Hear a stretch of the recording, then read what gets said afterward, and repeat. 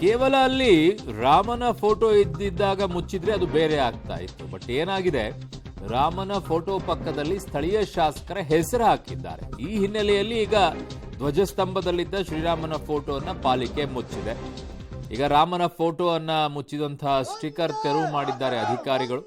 ಸ್ಥಳೀಯ ಹಿಂದೂ ಕಾರ್ಯಕರ್ತ ವಿರೋಧಕ್ಕೆ ಈಗ ಅಧಿಕಾರಿಗಳು ಮಣಿದಿದ್ದಾರೆ.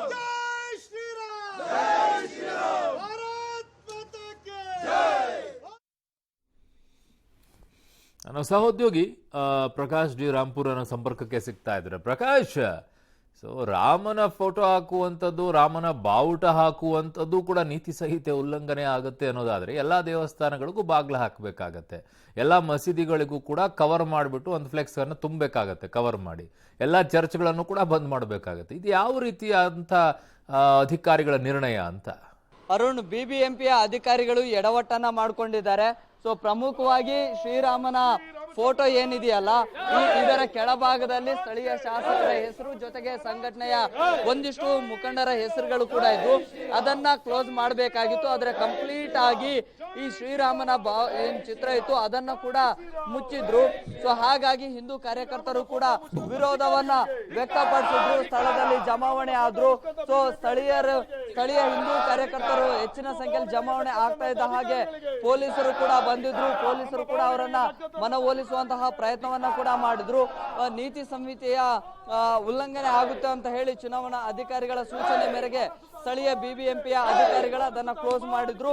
ಸೊ ಆ ನಂತರ ಏನು ಪ್ರತಿಭಟನೆ ಸ್ವರೂಪ ಹೆಚ್ಚಾಗ್ತಾ ಇದ್ದ ಹಾಗೆ ಮತ್ತೆ ನೇರವಾಗಿ ಅದನ್ನ ಬಂದು ತೆರವು ಮಾಡಿದ್ರು. ಕೇವಲ ಈ ಬರಹಗಳು ಏನಿದ್ವು ಹೆಸರುಗಳನ್ನ ಮಾತ್ರ ಈಗ ಕ್ಲೋಸ್ ಮಾಡಿದ್ದಾರೆ. ಮಾತನಾಡಿಸ್ತೀನಿ ಸರ್, ಯಾವಾಗ ಅದನ್ನ ಕ್ಲೋಸ್ ಮಾಡಿದ್ರು, ಏನಾಗಿತ್ತು? ಸರ್, 2 ದಿನಕ್ಕೆ ಮುಂಚೆ ನೀತಿ ಸಂಹಿತೆ ಹೆಸರಲ್ಲಿ ಬಂದು ಅವರು ಇದನ್ನ ಕ್ಲೋಸ್ ಮಾಡಿದ್ರು.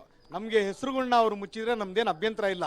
ಆದರೆ ಪ್ರಭು ಶ್ರೀರಾಮಚಂದ್ರನ ಫೋಟೋನ ಕೂಡ ಅವರು ಸ್ಟಿಕ್ಕರ್ ಹಾಕುವಂಥ ಕೆಲಸ ಮಾಡಿರೋದು, ಇದನ್ನ ನಾವು ಕೇಸರಿ ಯುವ ಸೇನೆಯ ಪರವಾಗಿ ಖಂಡಿಸ್ತಾ ಇದ್ದೀನಿ, ಎಚ್ಚರಿಕೆಯನ್ನು ಕೊಡ್ತಾ ಇದ್ದೀನಿ. ಇನ್ನು ಮುಂದೆ ಈ ರೀತಿ ಹಿಂದೂ ಭಾವನೆಗಳಿಗೆ ಧಕ್ಕೆ ತರುವಂಥ ಕಾರ್ಯ ಏನಾದರೂ ಅಧಿಕಾರಿಗಳು ಮಾಡಿದ್ರೆ ನಾವು ಸಹಿಸ್ಕೊಳ್ಳಲ್ಲ, ಸರಿಯಾದಂಥ ಉತ್ತರ ಕೊಡ್ತೀವಿ ಅಂತ ಈ ಮೂಲಕ ಹೇಳಕ್ಕೂ ಇಷ್ಟಪಡ್ತೀವಿ. ಸರ್, ಅಧಿಕಾರಿಗಳು ಬಂದಿದ್ರು, ತೆರವು ಮಾಡಿದ್ರು, ಏನ್ ಹೇಳಿದ್ರು?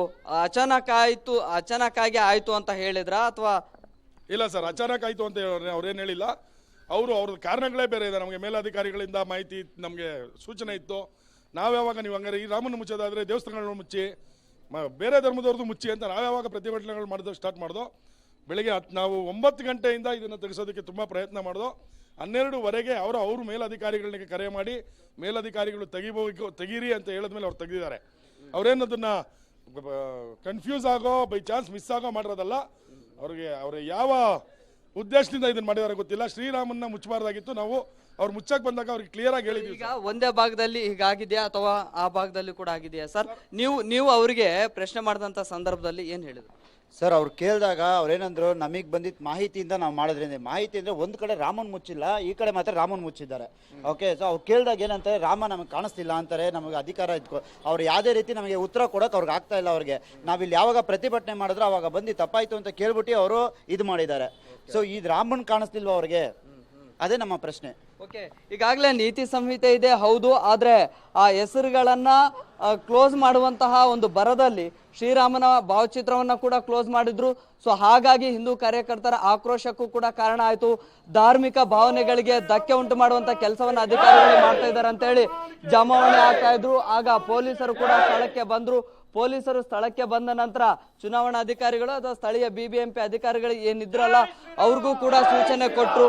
ಕೇವಲ ಬರಹಗಳು ಏನಾದ್ರೂ ಇತ್ತು ಅಂತ ಹೇಳಿದ್ರೆ ಅಥವಾ ರಾಜಕೀಯ ವ್ಯಕ್ತಿಗಳ ಫೋಟೋಗಳಿತ್ತು ಅಂದ್ರೆ ಅದನ್ನ ಕ್ಲೋಸ್ ಮಾಡಿ, ಆದ್ರೆ ಈ ಧಾರ್ಮಿಕ ಭಾವನೆಗಳಿಗೆ ಧಕ್ಕೆ ತರುವಂತದ್ದನ್ನ ಬೆಳವಣಿಗೆಗಳು ಮಾಡಬೇಡಿ ಅಂತ ಹೇಳಿ ಅವ್ರಿಗೂ ಕೂಡ ಸೂಚನೆಯನ್ನು ಕೊಟ್ರು. ಈಗ ಸದ್ಯ ಅದನ್ನ ಮತ್ತೆ ಆ ಹೆಸರುಗಳಿಗೆ ಕಂಪ್ಲೀಟ್ ಆಗಿ ಕ್ಲೋಸ್ ಮಾಡಿದ ಬಳಿಕ ಇದೀಗ ಮತ್ತೆ ಹಿಂದೂ ಕಾರ್ಯಕರ್ತರು ಕೂಡ ಇದೀಗ ತಣ್ಣಗಾಗಿದ್ದಾರೆ. ಜೊತೆಗೆ ಒಂದ್ ರೀತಿಯಲ್ಲಿ ಈ ರೀತಿಯ ಬೆಳವಣಿಗೆಗಳು ಮುಂದೆ ಕೂಡ ಆಗ್ಬಾರ್ದು ಅನ್ನುವಂತಹ ಎಚ್ಚರಿಕೆಯನ್ನು ಕೂಡ ಅಧಿಕಾರಿಗಳಿಗೆ ಕೊಟ್ಟಿದ್ದಾರೆ. ಅರುಣ್. ಓಕೆ ಪ್ರಕಾಶ್, ನಿಮ್ಮೆಲ್ಲ ಮಾಹಿತಿಗೆ ಧನ್ಯವಾದಗಳು.